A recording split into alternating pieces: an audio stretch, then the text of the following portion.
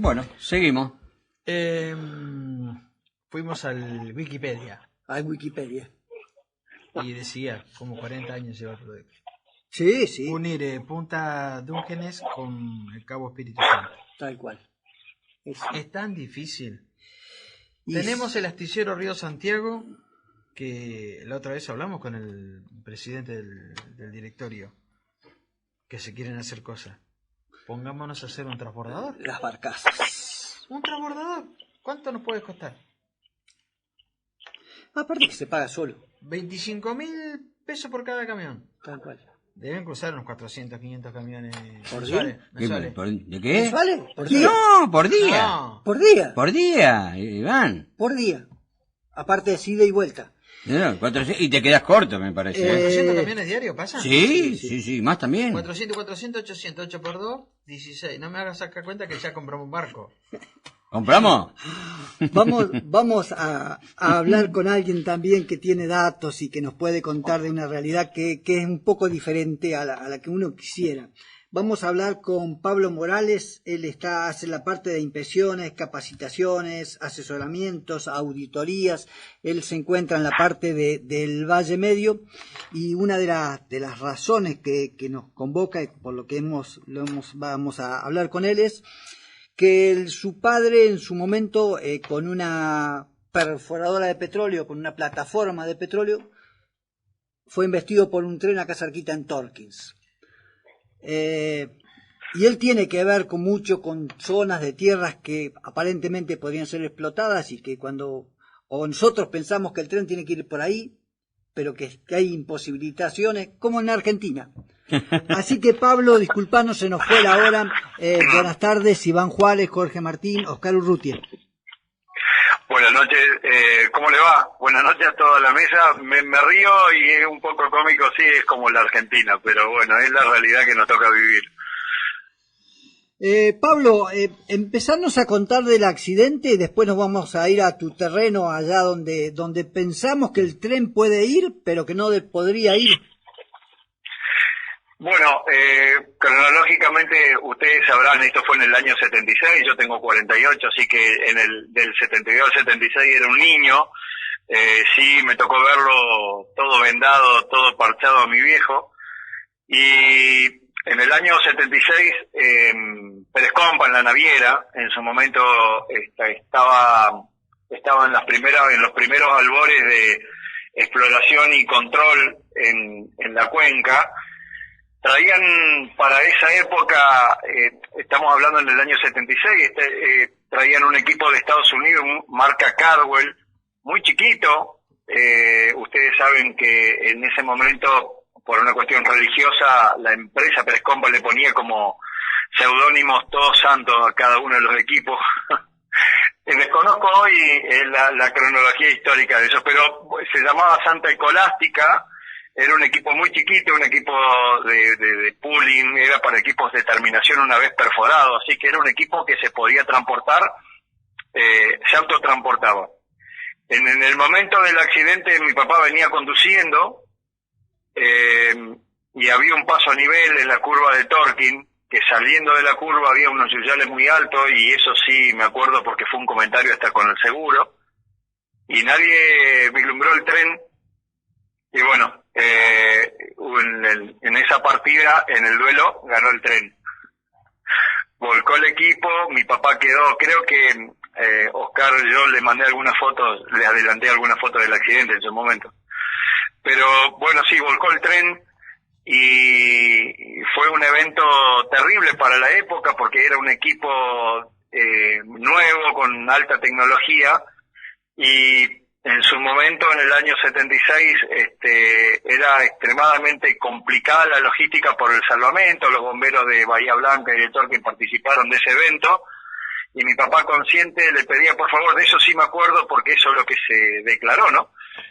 A los bomberos que no pongan el soplete porque, bueno, él se había caído, se había volcado gasoil y estaba todo bajo la espalda. De hecho, mi papá tenía quemada la espalda, pero no por el fuego, sino por el agua caliente del radiador del equipo en su momento. Y el tren lo había descarrilado, era lo que me contaban era un vagón, eran como 15 vagones que traían carbón, o algo así, no recuerdo.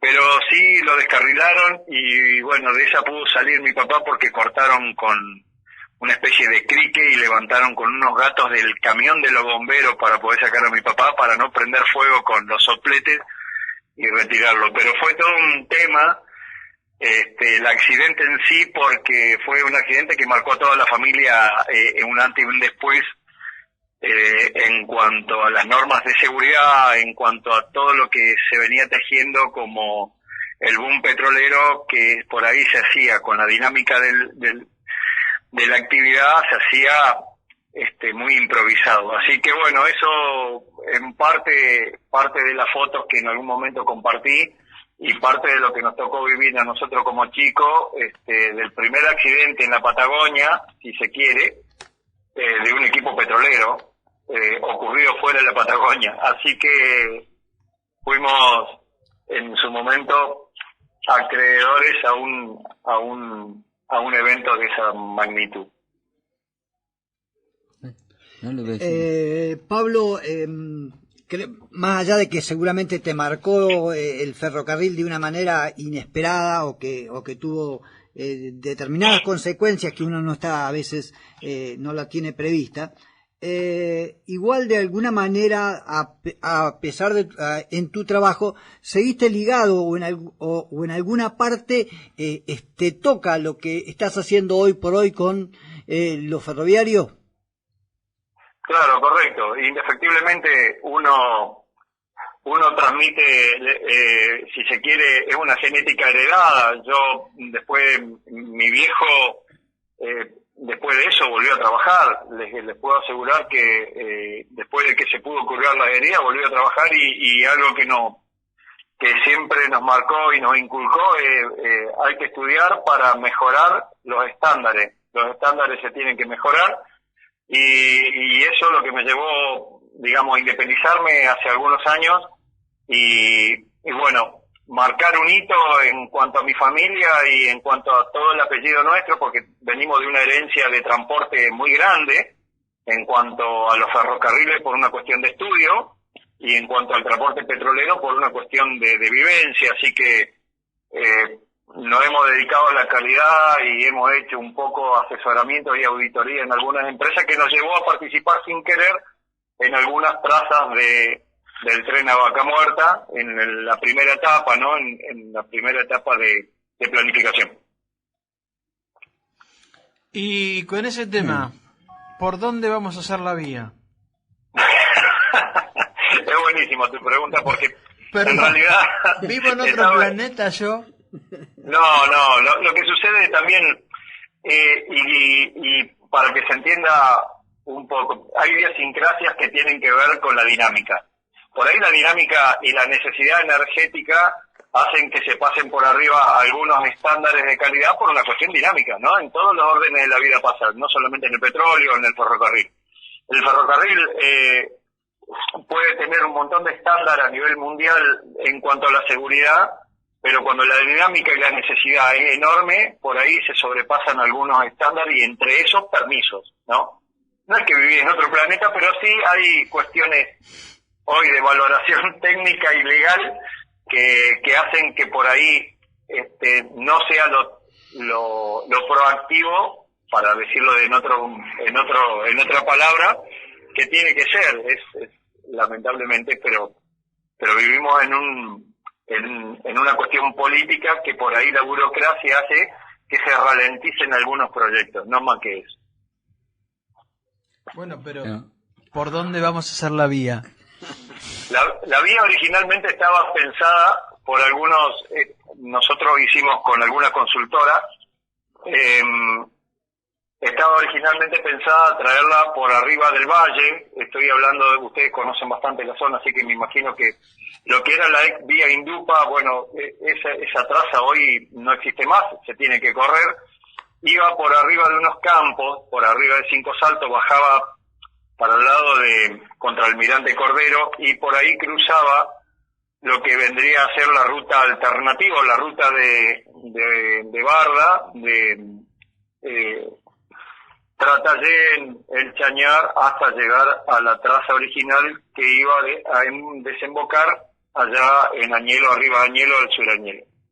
Esa era la original traza. La traza estaba fantástica porque había un suelo compactado muy bueno, se había hecho estudios con agrimensores de la zona, se habían hecho estudios geodésicos y geológicos que ameritaban muy poco aporte de material. De hecho, se iba a usar parte de la traza o parte de la logística de la traza que quedó de una ex empresa que se fue, que es una empresa brasilera, Vale.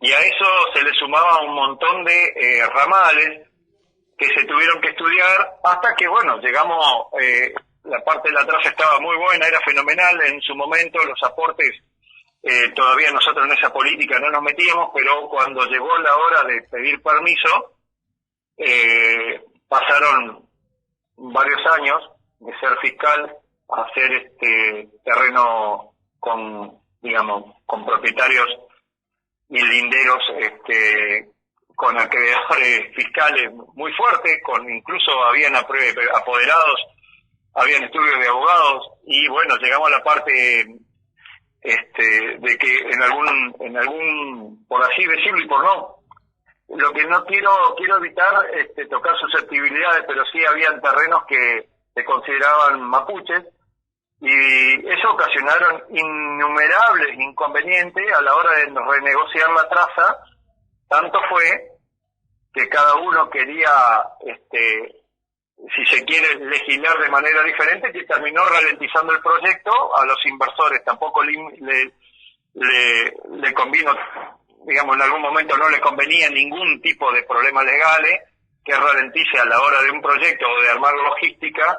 Y a nosotros, por tanto, también nos ralentizó el trabajo, porque nosotros, si bien hacíamos todo el tratamiento para la paz social y para los superficiarios, muchos de los superficiarios tenían condiciones que eran casi de película. Habían superficiarios que querían que le asfalten el lugar, querían que le den red de agua con wifi, que tengan televisión. Habían cosas que eran realmente increíbles. Y eso terminó ralentizando incluso a la parte política, que estaba a la vera de salir a anunciarla la traza. Y ahí quedó. En su momento nosotros no intervinimos más, porque realmente fue un trabajo enorme de muchísima logística y frustró bastante. Esto es Argentina. Bueno, pero era poquito lo que te pedían, que era un asfalto y un wifi para...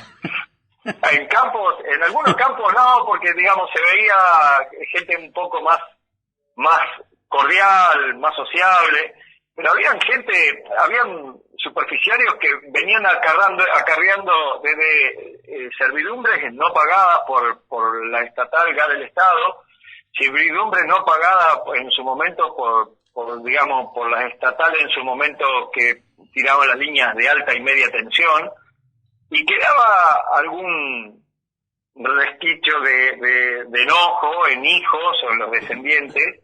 Y cuando nosotros vinimos con toda esta propuesta, para aceptarla había que traer, a un fiscal, y era bastante tedioso, pero algunos fueron bastante cordiales y otros no, pedían camionetas, pedían logística, pedían campo que le den la logística para arar, 300 hectáreas. No me olvido más que hubo un superficiario que nos recibió muy amigablemente, y cuando llegamos al campo, a la estancia, no era una estancia, un puesto, habían 3 abogados y nos estaban esperando con unos papeles, computadoras, con todo, y nos estaban diciendo, ¿por dónde van a pasar? La traza tentativa es por acá, por acá. Nosotros queremos asfalto, acá queremos, porque se embarra mucho la gente, queremos wifi, queremos televisión digital, satelital, y fue increíble, ¿no? Era casi tragicómico, pero es parte de la cultura y es parte de lo que se viene heredando de servidumbre y años y década de no pagar. Esto hace que sea hoy casi una negociación de otro tenor, ¿no? Ahora, Luis, ¿qué pasa si el Estado lo hace ahora? Y sería otra historia, porque hay el leyes. Estado tiene tendría, tiene una potestad totalmente diferente a capitales privados, ¿no? Es así. El Estado tiene la potestad hoy de poder negociar con un techo ilimitado. Nosotros, cuando fuimos a negociar con un techo limitado. Entonces, sí, el Estado tendría otra potestad. Sí, pero un techo ilimitado es que te sigan pidiendo, que te sigan pidiendo lo que sea. Sí, bueno, pero a ver, pero vos no podés parar un país. No, correcto.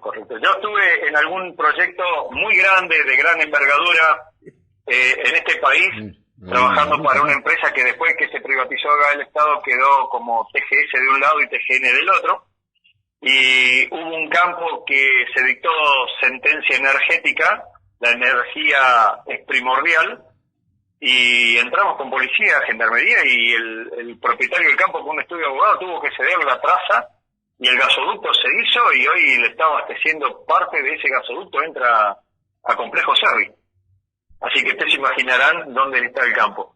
Pero bueno, sí, hay ley que habilita que uno pueda entrar con un DNU por necesidad energética o por necesidad primaria. Listo. Y sí se puede. ¿Cómo se llama, señor presidente? DNU, tenemos que hacer el tren. No, pero por ahí Iván. Tenemos 30 años de atrás. No, por ahí se puede ser negociar y no, como dice el tipo, pedir. Capaz pisar No. un poco para ellos subir, pero no darle todo lo que quieren. Pero no. Claro. No le vas a dar un Mercedes-Benz cuando vos le puedes dar Nunca hiciste un nada Renault. y ahora querés. Pero por favor. Negociar. Sí, Bueno, negociaciones acá lo Estuve en vivimos alguna y van con la conversación. ruta de Avenida Obligado. La ruta Estuve en Obligado. alguna conversación hace algunos años y en algún momento se iba a complicar muchísimo si no dictaban un DNU porque habían superficiarios que habían tomado esa zona. Se imaginarán el interés que despertó en ocupante Vaca Muerta. Y la cuenca de Vaca Muerta es tan gigante hoy que bueno, cualquier superficiario con